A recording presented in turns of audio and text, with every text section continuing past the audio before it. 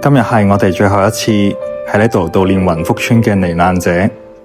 12日前嘅一場無情大火，奪走咗雲福縣159條寶貴嘅生命，包括一位執勤中嘅消防員。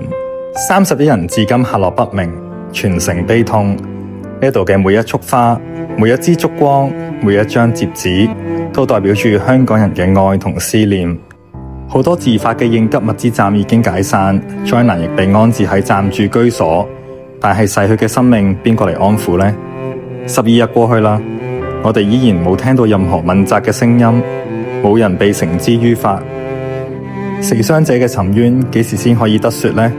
今日係悼念活動嘅最後一日，但係呢份記憶，呢份對真相同埋公義嘅追求，絕對唔可以終止。願逝者安息，願生者堅強，願大家一齊令呢份痛不被遺忘。